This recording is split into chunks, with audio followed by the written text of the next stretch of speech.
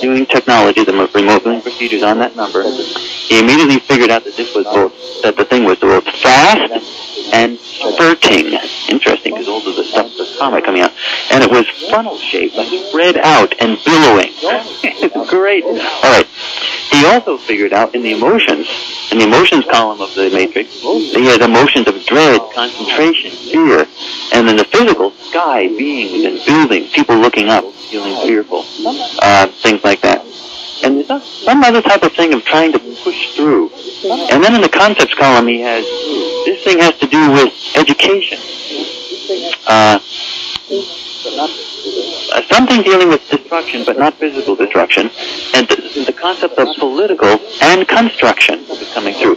Like a building site having to knock something down first before you put up a new building. So he's not talking about a physical thing. He's talking about the interpretation as an analyst. I would say he's talking about the destruction of one paradigm and bringing up of another. Anyway, in the emotions, he's picking up things of frantic and caution. He is picking up a structure. It's technological, and he says it's really big, and it's outdoors. Of course, in the beginning he didn't know where this thing was, so he doesn't know if it's. But he did figure out that it's not inside a building. Like, it's not a small thing. It's outdoors, and it's connected with something like bridging a gap. And he says, like a school. And then he says, it's a vehicle. It's great. It is. It's remarkable. It's astounding. Yeah. And, okay, as it's going on, he's picking up that it's both hollow, cylindrical, and large. This is great. And he has a wonderful picture of it. It's like a tornado type of a thing. But he has a good picture of it. Anyway, there's intense concentration at the site, at the target site. It's a very big structure. The structure is involved with communication. Here we go again. Yeah, same thing. There are people looking up, feeling concepts of danger. There's something metallic at it. Then he's getting emotions of strain. People are feeling strained. It's a massive tower type of thing. It's something really large. He says. That would be me, feeling strained. And he's deducting something like a blimp. Yeah. That means a deduction is not meaning he's not saying it's a blimp. He's just saying he gives them the same type of a mental flavor like a blimp. Something huge. It's reinforced. I can't get that word. I'll have to call him up and find out what that is. Some technology, and it's dealing with stars. And it's bunker-like, and it's radiation. Bunker-like. Yeah, it's bunker-like. This is just the perception that he had. Doctor, if you would, stay close to your phone, please. Oh, yeah, this is just the perception that he had. I'm sorry, Art. Oh, yeah. That's quite all right. I understand you're reading this report, and you're exactly trying to interpret as you go here. He has another picture, and again, he's deducting it's a vehicle. Something like a building. It's dome-like. And it's involved in the concept of traveling, communication. Also, this concept of reverence is coming back again. Some type of respect. It's technology, but it's combined with thoughts. It's technology and thoughts together. Well, I have reverence for any ship 4 times the size of Earth. That's reverence. I have reverence for that. Okay. All right. Now he's moved to the significant people and describe. He's describing them as some significant people. This looks like he's talking about the Earth. It's a homogeneous, scientific experimentation, monitoring, watching, guiding, setting something rolling, getting something started. It's a catalyst, almost a scholarly project. Okay, moving to the target object, and then describing it. At times it emits energy. It's hard and smooth and rounded.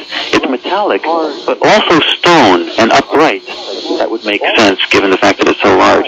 You never know what materials it's actually made of. Then he has a spectacular picture of this thing that has a tail behind it. It's certainly the comet. And this triangular type of thing that looks like it has wings on either side. It's like right out of the photo. Oh, that's odd. That's great. Are you going to get some of these photographs? Excuse me, not photographs. Drawings up? Yeah. They'll be up on the web. All right. Interesting. At times, it seems homogeneous, and at times it seems like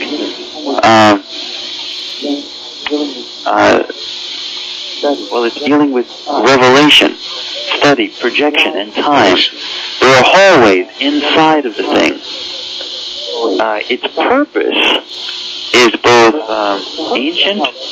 It has a purpose that somehow connects to religious study. Figures. And then, again, I can only describe the pictures. The pictures are really great, but they'll be up on the website. The significant people that are associated with this object are teachers, planners, and target object is involved with education. It's like a time capsule involved with discovery. This is the same word that the other viewers use. Timing and evolution. It is a very old artifact with technology that's hidden. That's the end of that session. Yikes.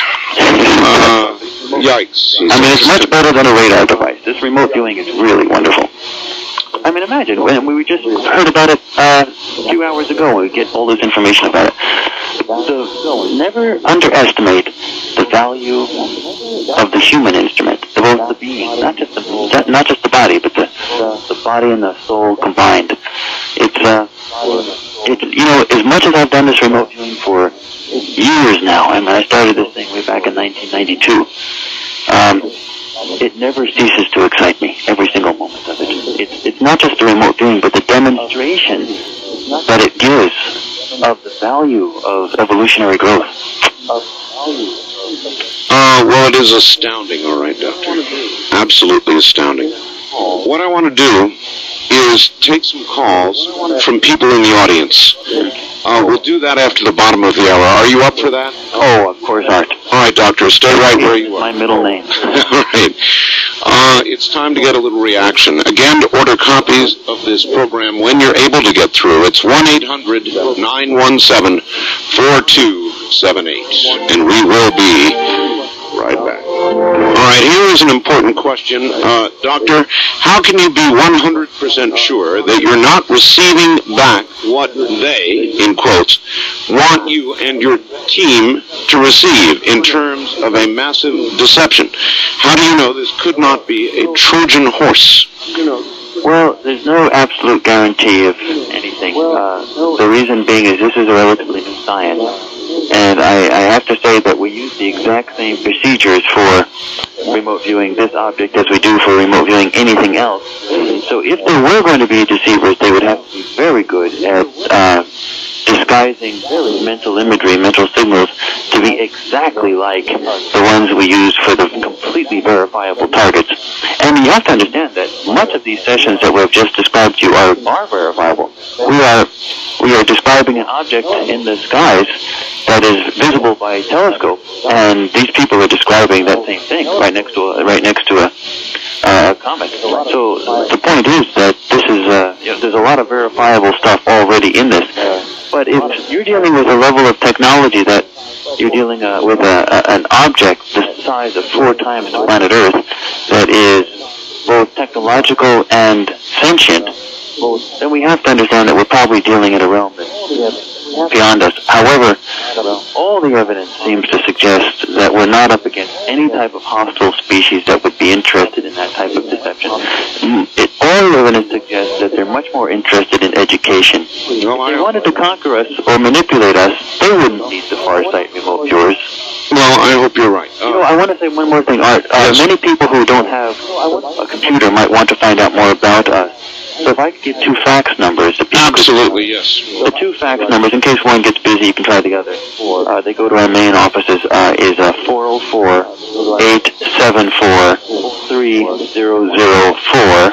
That's the first one. And the second one is 404-636-5148. Either one will get to us. It's both our office faxes, and if if you fax something to us, we can send you a brochure out relating to our courses and so on. On the first-time caller line, here we go. You're on the air with Dr. Courtney Brown. Where are you, please? I'm in Eugene, Oregon. Yes, sir. Wow. I'm blown away. I know. Me too. Mr. Brown, your That's interview... Dr. Brown. I'm sorry, Dr. You Brown. can even call me Courtney. Some of my students at Emory call me things with four-letter words depending on what grade they get. Okay. All right. Courtney, on your September 12th interview with Art Bell, you described God as just this being that had exploded himself. Yeah. And I don't know, that definitely changed my view. It's like, is this a new religion coming up?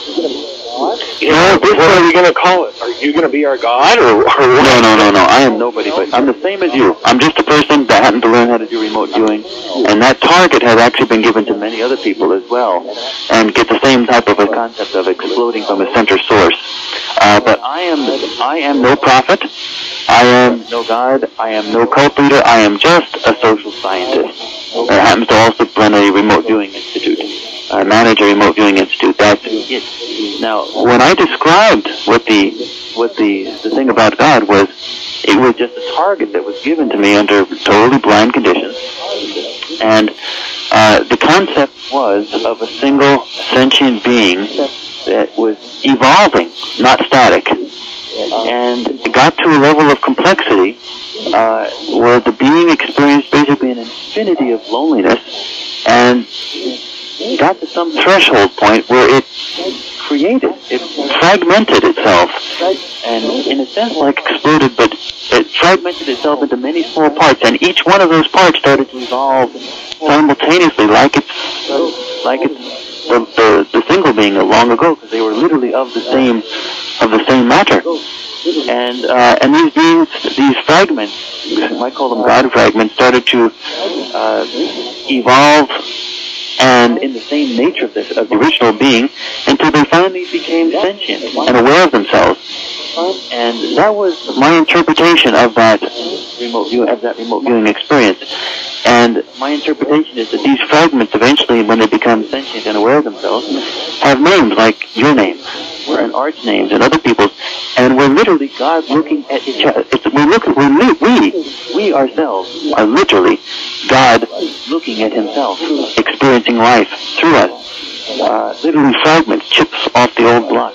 That was just a remote viewing experience. I'm not delivering any religion or prophecy. I was just describing what happened in the experience under totally blind laboratory conditions. There is nothing in any spiritual text or belief or anything that prohibits the bringing in of spirituality into the realm of a laboratory. Right. There's nothing that prohibits us from asking, what is the physics of spirituality? And this is one experience that perhaps related to that level. Well, I had never been religious, and once I heard you explain that to me, I was flooded with so many emotions for I know, you know, caller, 24 hours. It hit me the same way. Yeah, I laughed, I cried, I sat out in the rain, and you know, it's interesting that I had never heard of that before when I had that experience, when that remote viewing experience. And afterwards, when the book came out, people came to me and said, Courtney, do you know that that's exactly what's described in many of the most ancient religious texts, like many of the Vedic traditions describe exactly that in Sanskrit of the creation process. And I had never heard of that before, but it was a very elegant description of the creation process. Wildcard line, you're on the air with Dr. Courtney Brown. Hi. Hi, Dr. Brown. Hello. Yes, thank you both of you. I wanted to talk about the consciousness aspect of this subject. I think that at the core of our having a hard time dealing with this subject, the subject of our universal brotherhood is our most abstruse philosophical sciences, our metaphysical paradigms. I was wondering, though, if in listening to this, I hear a lot of the themes, some of the same themes that I came across in reading some of the writings of a woman